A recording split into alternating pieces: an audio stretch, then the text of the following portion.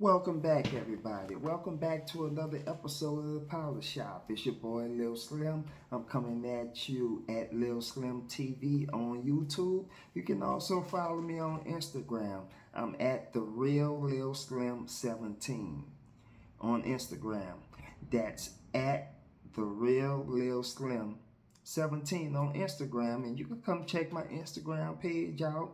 On my Instagram page, you can listen to my podcast.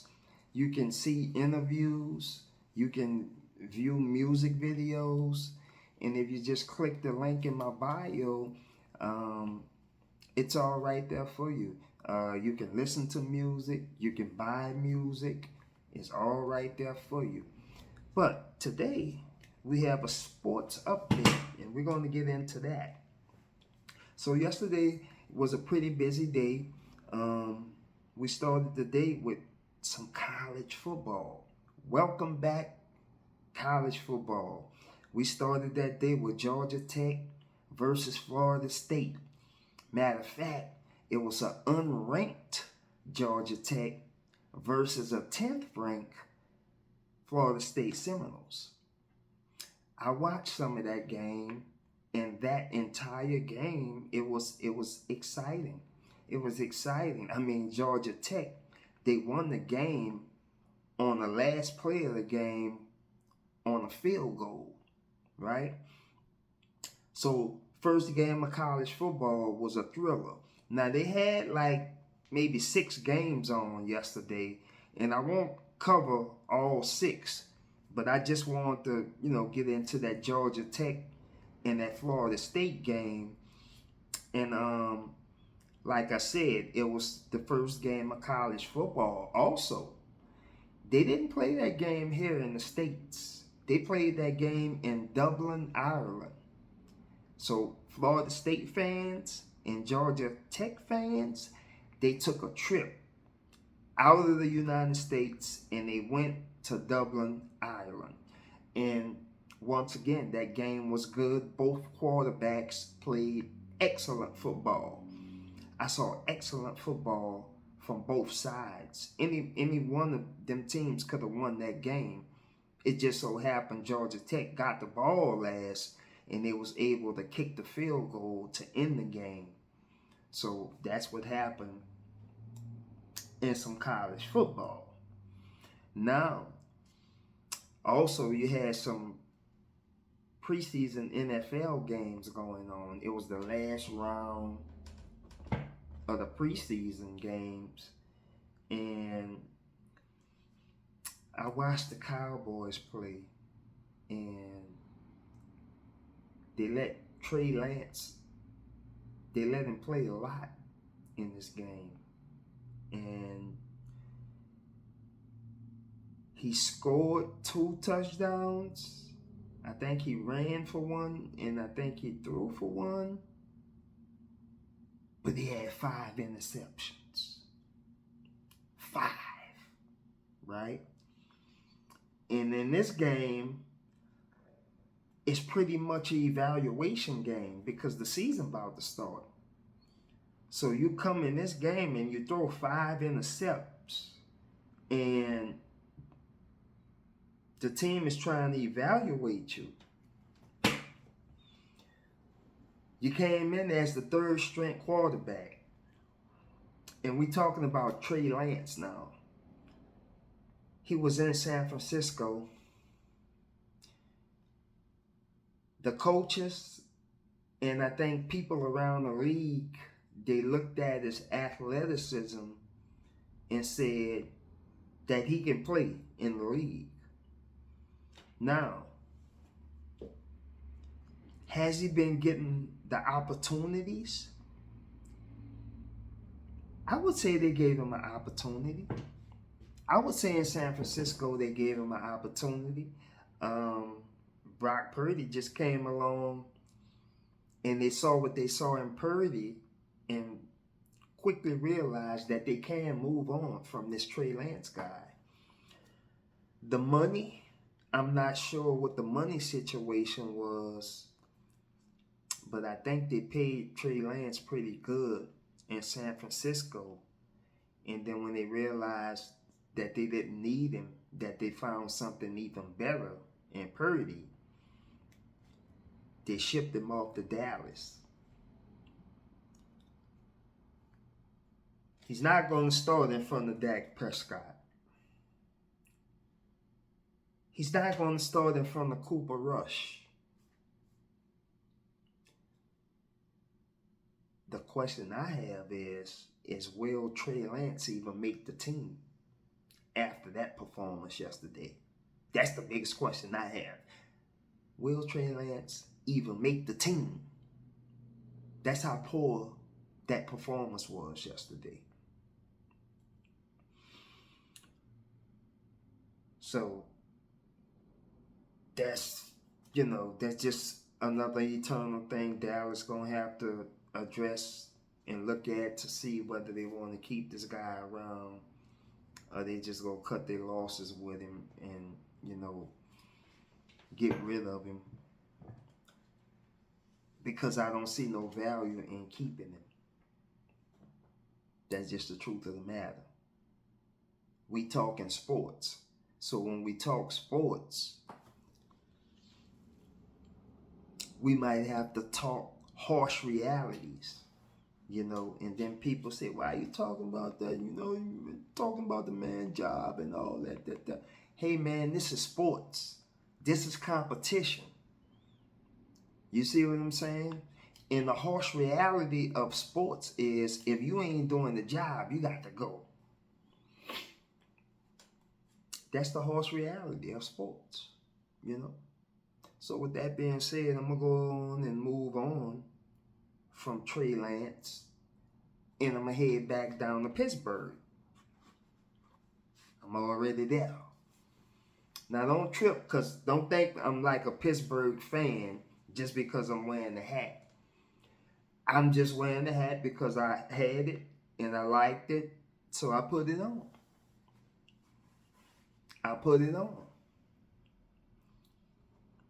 And Pittsburgh, they're okay with me. I'm just explaining that I'm not a Pittsburgh fan like that. But anyway, Russell Wilson started the game, the last preseason game yesterday. And I think he only played one series, and he drove the team down the field, and then Mike Tomlin took him out, and he put Justin Fields in. But it still remains to be seen on Russell Wilson. I don't know what the Pittsburgh Steelers are seeing in practice from Russell Wilson. Maybe they're seeing good things in practice from him. But if I'm Mike Tomlin, I start my season with Justin Fields. And I let Russ come off the bench. That's just me. Russ, I don't know if those guys is behind you. See, you got to get the guys behind you. You understand what I'm saying? And when I saw your interview after that preseason game, you gave Steelers fans some of what they wanted. And that was for you to be more serious about the situation, stop acting so nonchalant, and have a sense of urgency. That's what Steelers fans want from Russell Wilson at this point. You can't afford to be nonchalant.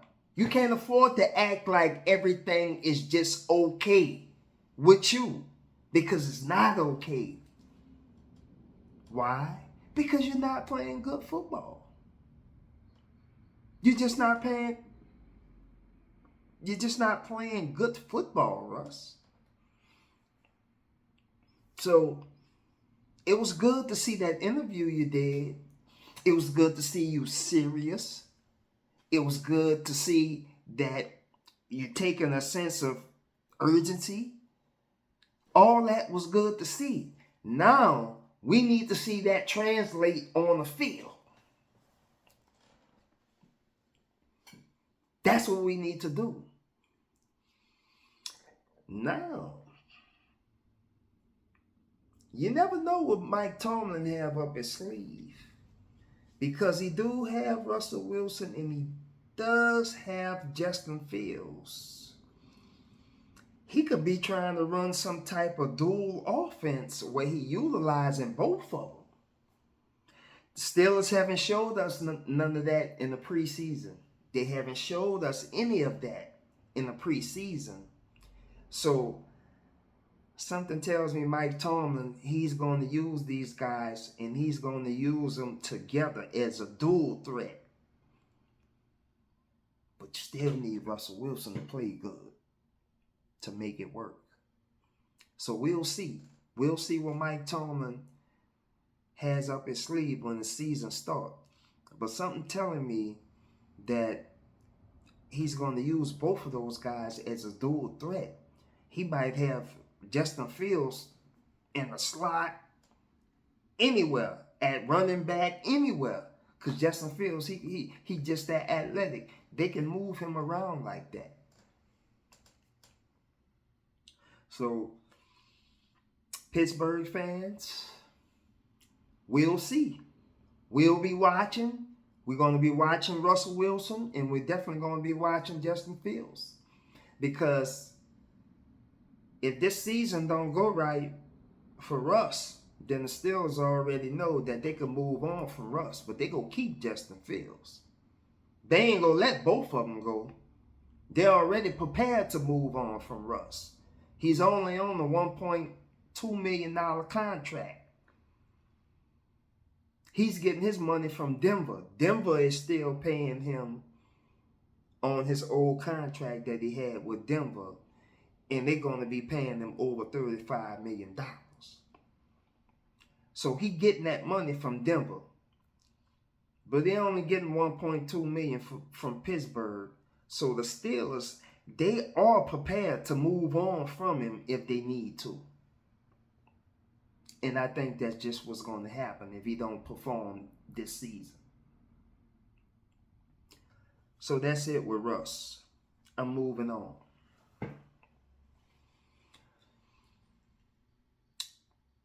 I want to talk about the best ever.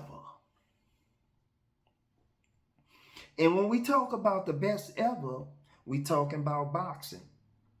And you know, when we say the best ever, you can only be talking about one person, and that's Floyd Mayweather. That's pretty boy Floyd.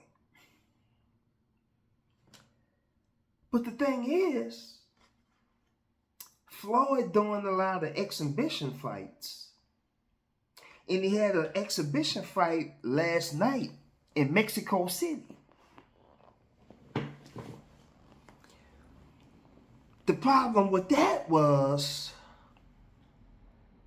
I didn't see no promotion on that fight. And I know it's just an exhibition fight, because Floyd ain't putting the 50-0 record on the line. He's just fighting exhibitionists. And he fought John Gotti II. That's the name of the boxer he fought. He just had a fight with him a few months back where they had a big melee in the ring. But him and Floyd came back together in Mexico City.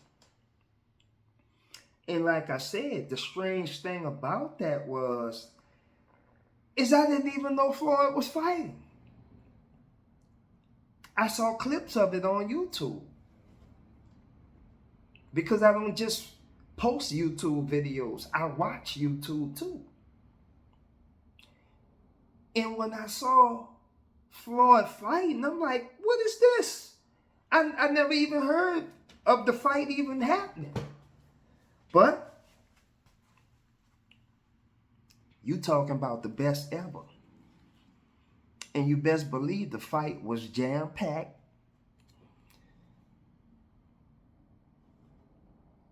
Obviously, somebody knew about it.